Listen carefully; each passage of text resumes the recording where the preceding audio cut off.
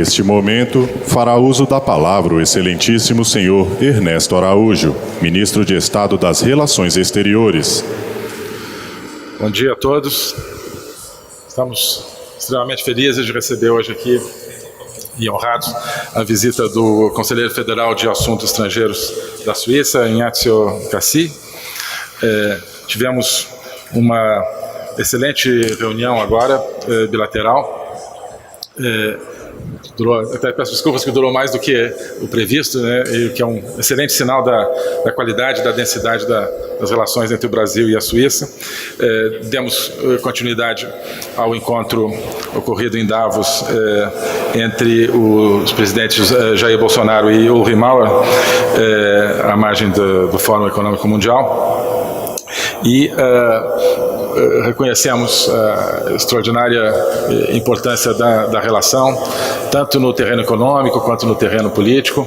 Reconhecemos a grande comunidade de visões de mundo entre os nossos governos, em termos tanto da necessidade da abertura econômica, da competitividade econômica e, ao mesmo tempo, da agenda dos valores, da democracia, da liberdade e da economia de mercado. Temos já uma relação extremamente rica, extremamente produtiva, mas já identificamos várias áreas em que podemos aprofundá-la e que vamos aprofundá-la. Na área econômica, teremos no segundo semestre uma reunião bilateral sobre os temas econômico-comerciais, onde já planejamos iniciar conversações sobre um possível acordo de investimentos entre Brasil e a Suíça. Conversamos muito sobre o tema regulatório, a necessidade de aperfeiçoamento regulatório como um mecanismo fundamental para a atração de investimentos, o crescimento. O Brasil tem muito a trabalhar com a Suíça nessa área, um país extremamente competitivo, extremamente eficiente, e além dos investimentos bilaterais, temos muito a aprender e a acrescentar à nossa agenda de desregulamentação e de crescimento econômico. Falamos muito sobre a parte de ciência e tecnologia. Nós temos na Suíça hoje um hub importantíssimo de tecnologia, de inovação, de startups em várias áreas, uma delas a área de tecnologia financeira. A Suíça está se tornando um segundo Silicon Valley para muitos setores da economia, e o Brasil precisa se conectar a isso. Nós, como os senhores sabem, temos feito nesse governo um enorme esforço, junto com o ministro Marcos Pontes e todo o governo, de capacitação tecnológica em benefício da indústria brasileira, da competitividade, do crescimento, e estamos com uma agenda muito intensa de nos conectar aos grandes centros tecnológicos do mundo. A Suíça é um deles, então estamos programando também para o segundo semestre uma reunião bilateral de ciência e tecnologia, onde vamos lançar várias ideias. Já lançamos hoje, já começamos a trabalhar sobre algumas ideias de estímulo a startups com base em modelos que estão funcionando em outros relacionamentos. Queremos realmente que a parceria Brasil-Suíça dê muitos frutos nessa área da ciência e tecnologia. Falamos da excelente cooperação que temos na área judicial e impositiva, em termos de recuperação de ativos, por exemplo, onde a cooperação com a Suíça é tão fundamental para o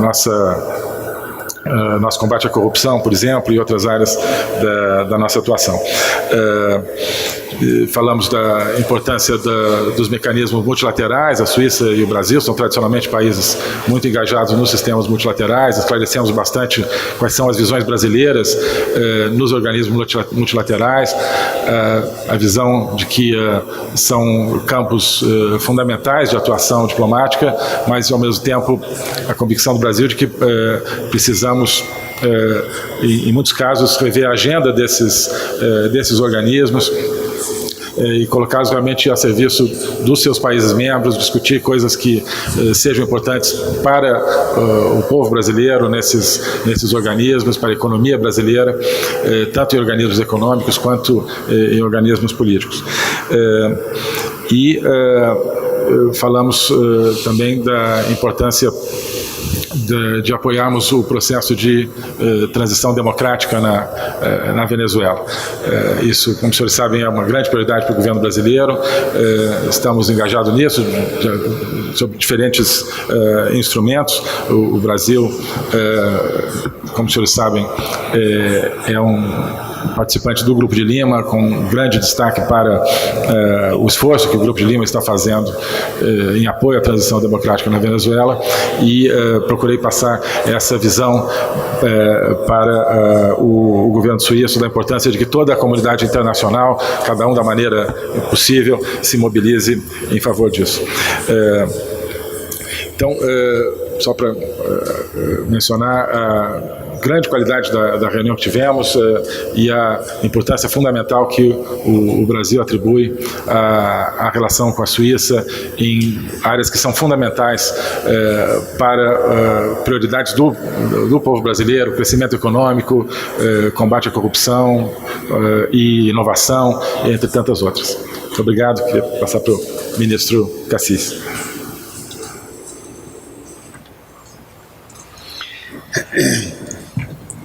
Monsieur le ministre des Affaires étrangères,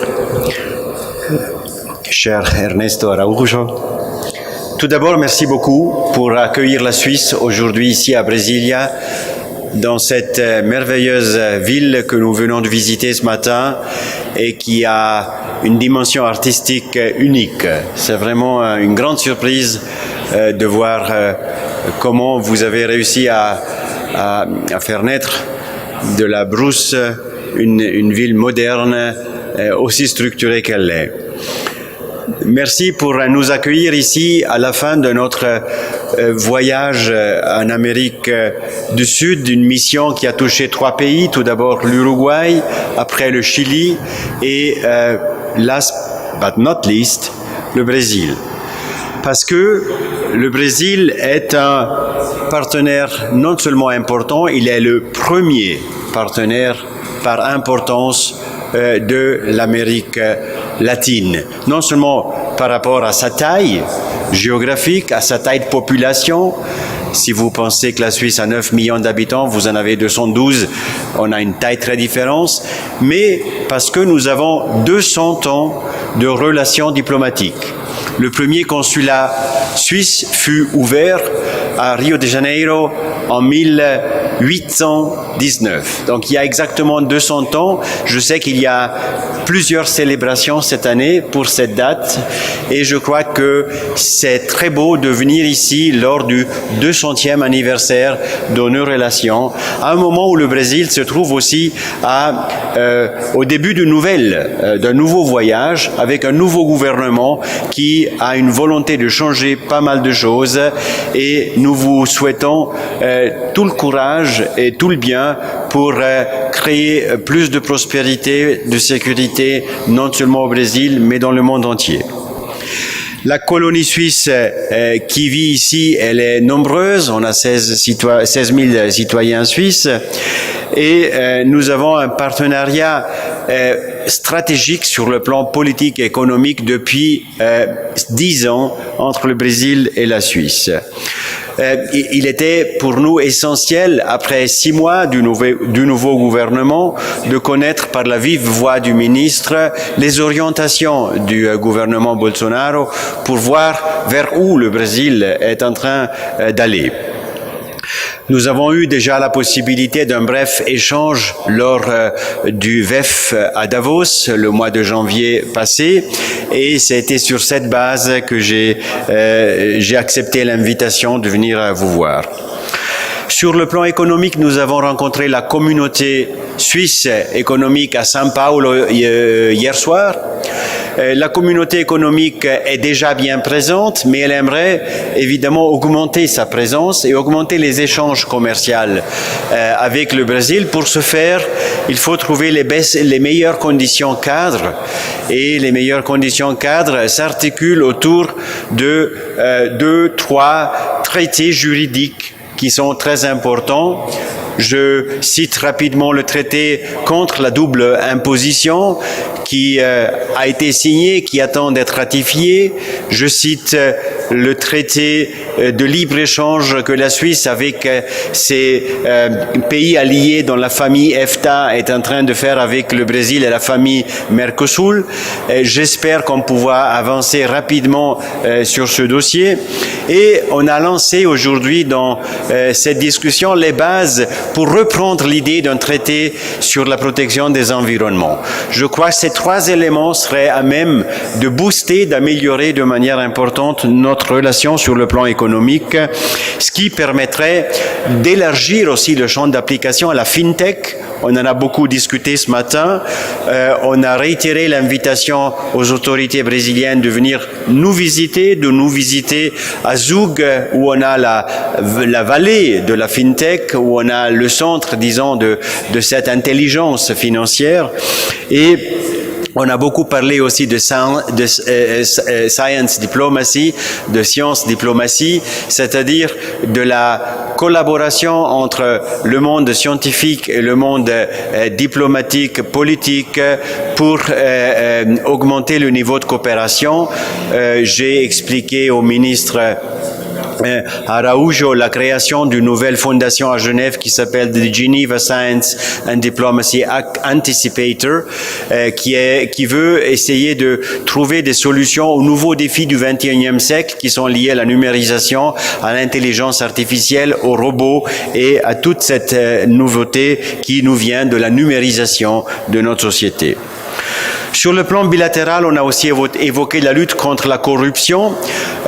On a signalé que pour améliorer notre coopération, il faut évidemment garantir la transparence, l'absence de corruption, le respect des droits de l'homme, une démocratie solide, le respect des minorités et évidemment, c'est les meilleures conditions pour éliminer la pauvreté qui continue d'exister non seulement au Brésil, mais dans toute la planète.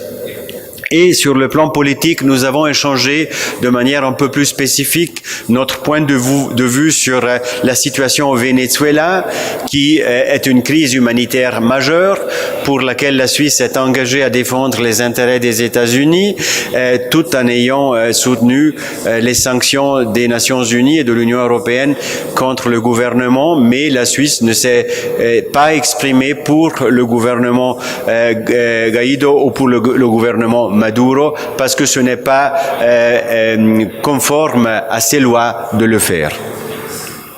Nous nous sommes entretenus aussi sur le rôle et la possible coopération sur le plan multilatéral. Il y a un accord de fond sur la nécessité de réforme du système des Nations Unies et nous sommes les deux candidats au Conseil de sécurité des Nations Unies pour une période qui nous verrait être les deux en même temps en 2023. Donc, pourquoi ne pas réfléchir à un agenda de coopération pour cette activité de la Suisse et du Brésil, évidemment si nous arrivons à être élus au Conseil de sécurité des Nations Unies. Et j'ai finalement remercié le ministre et le Brésil pour leur grande présence à la Genève internationale. Nous estimons beaucoup les efforts du Brésil dans la Genève internationale, mais aussi dans votre ambassade à Berne. Vous avez un ambassadeur très actif qu'on estime beaucoup dans son activité et nous espérons pouvoir bâtir là-dessus.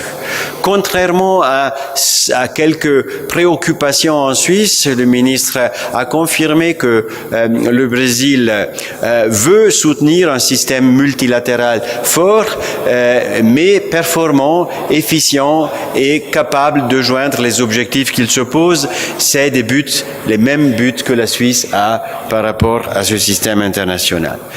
Voilà, j'ai terminé par invitant le ministre à visiter la Suisse, non seulement la Suisse de la capitale de Berne, mais la Suisse qui parle italien, la région d'où je viens. C'est une minorité qui est très bien acceptée en Suisse et nous serions très heureux de vous accueillir en Suisse ces prochains mois.